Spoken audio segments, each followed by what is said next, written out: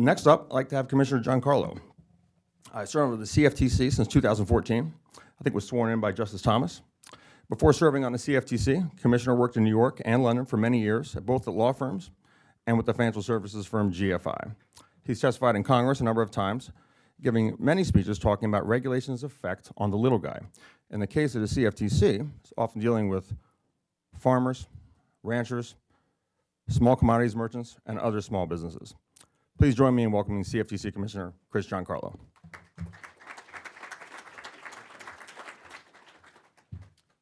Well, thank you very much. And I should begin with my own disclaimer that the views I will express will be my own views and not those necessarily of the Commodity Futures Trading Commission, my fellow commissioners, or the CFTC staff. The area that my agency oversees, and that is derivatives, listed derivatives that trade on futures exchanges and over-the-counter and other derivatives, often known as swaps, is considered, I think, by many people somewhat of an arcane subject. So I thought that this morning I might begin by just trying to maybe demystify it a little bit. Mike Pivovar talks about his agency overseeing the American dream, which is exactly what it does because it's a regulator of investment markets where people invest their hard-earned savings for a future return, for their own retirement, and for their children and their grandchildren. The derivative markets play a different role in the economy. The derivative markets are where participants in the American dream go to control the risks of their production, to control the risks of their business activity. Well used in the agricultural commodities space, but used in every facet of our American way of life, and actually are integral to the American way of life. And I thought I might give you sort of a simple example. I had the interesting pleasure to go to Czechoslovakia a few months after the Iron Curtain came down in late 1989. And we were staying in an apartment and there was no food. So we went down to the local supermarket to try to put something in the refrigerator. The shelves were empty. There was no fresh produce to speak of except for some grapefruits. Apparently Cuba, which was an ally of Czechoslovakia in those days, exported grapefruits, and that was the only fruit that was available in the Czech supermarket.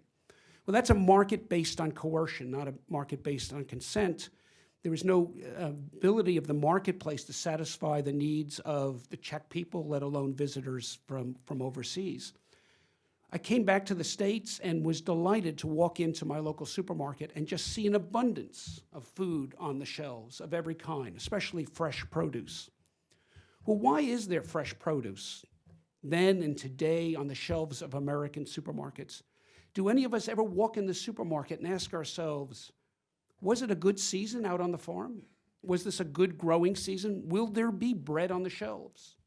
Was it a good growing season in the fruit section of the country, in California and others that produces fresh fruits and vegetables for us? Will there be fruit on the shelves?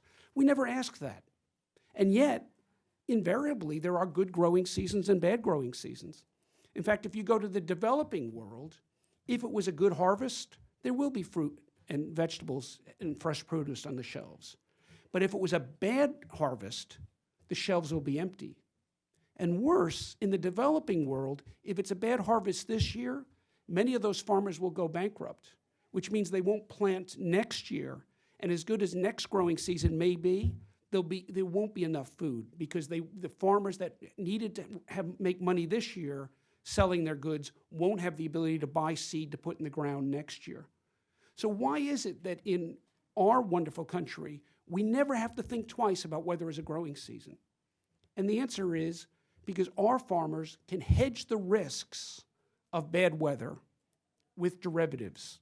They can hedge the risks of fluctuating energy prices that they need to fill their tractors with gasoline with derivatives. They can hedge the prices they will get at harvest time.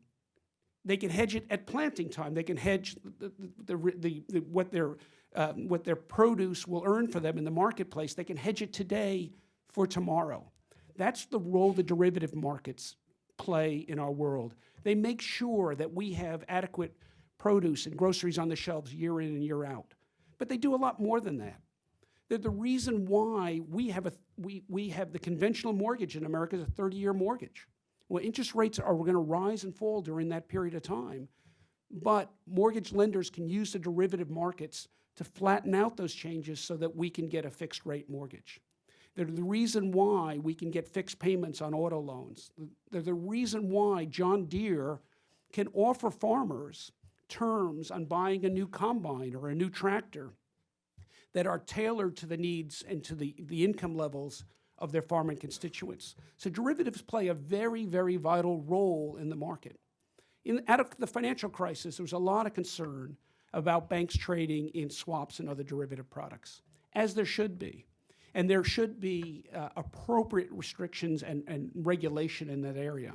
But we cannot forget the very, very important daily role that hedging markets and derivative markets play in all of our lives, in all of our financing activities, in all of our just daily activities from shopping for goods on the shelves. And we need to make sure that a regulation that was designed to curb Wall Street excess doesn't impact the daily activities of America's farmers, of America's lenders, of America's manufacturers that need to use these products to hedge the risks so that we can all enjoy the way of life that we have. So I'm really looking forward to today and our discussion with Commissioner Pivovar and to talk a little bit about some of the unintended consequences of some of the regulations which we'll go through that were designed to curb Wall Street excess but are already having an impact on these everyday activities of America's farmers, ranchers, smaller manufacturers, small community banks, small lenders to the agriculture and the manufacturing sector, far, far away from Wall Street. So thanks very much.